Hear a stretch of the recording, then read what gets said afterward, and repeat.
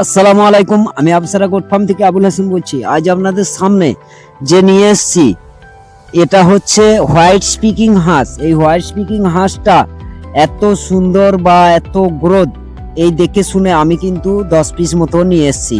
যেহেতু আমি ফার্মে ফোন করেছিলাম, হাঁসের যত খামারি আছে খামারি ভাইদের ফোন করেছিলাম যে আমার 50 পিস হাঁস চাই, কেউ কিন্তু দেয়নি। সবাই কিন্তু বলেছে যে 50 পিস হবে না, নিলে 200 পিস নিতে হবে।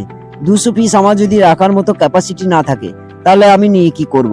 যেহেতু আমি 10 পিস নিয়ে এসেছি মুর্শিদাবাদে একটা বাড়ি থেকে, যে ডিম ফুটিয়ে বাচ্চা বার করে, যেটা হচ্ছে মুরগির ডিম দিয়ে। উনি কিন্তু মুরগির থেকে এই হাঁসের ডিমকে তাওয়া দিয়ে বাচ্চা ফুটিয়ে বিক্রি করে।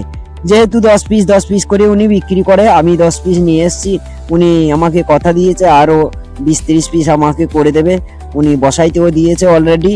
তা এত সুন্দর হাঁসগুলো কিন্তু স্বাভাবিক সাধারণত 3 মাসের মধ্যে 3 কিলো ওজন হওয়ার কথা আছে।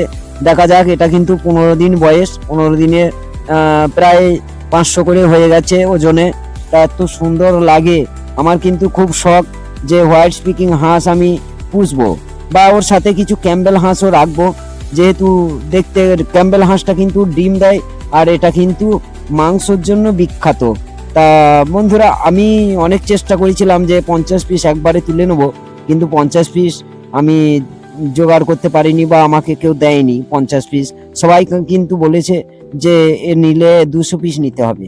তা 200 পিস নেওয়াটা কি সবার পক্ষে সম্ভব? অসম্ভব হয়ে যায়। তা সবাই তো আর হাঁসের খামার করে লাভবান হতে পারে না বা চায় না। এ 20-30 পিস শখের বশতে পুষলো, সেটা হচ্ছে আলাদা একটা ব্যাপার স্যাপার।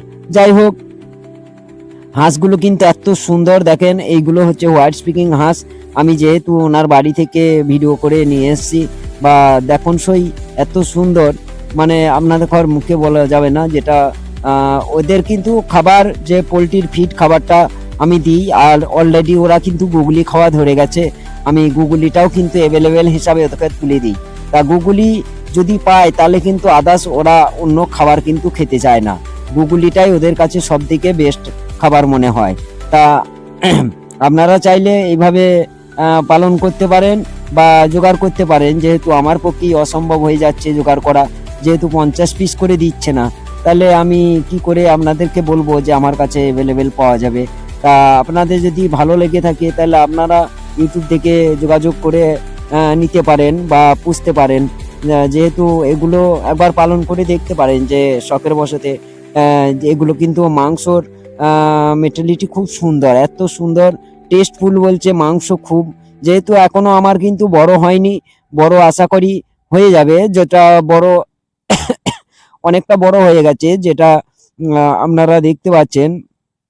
বড় তো হবেই, কারণ বড় হওয়ার জন্যই তো নিয়ে এসেছি। ছোটবেলায় নিয়ে এসেছিলাম 10 দিনকার বাচ্চা, আমার কাছে প্রায় 15-20 দিন হয়ে গেল। যেহেতু আমি চাইলাম হয়তো যে একটা ভিডিও বানিয়ে নিই এদের দিয়ে, তা এদের দিয়ে ভিডিওটা বানাইলাম, নিশ্চয়ই আপনাদের ভালো লাগবে।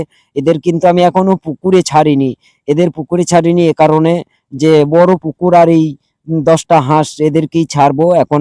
আর একটু বড় হোক, তারপরে পুকুরে ছাড়বো। তা বন্ধুরা, ভিডিওটা কেমন লাগলো? ভিডিওটা ভালো লাগলে একটু লাইক, শেয়ার, সাবস্ক্রাইব করে দেবেন।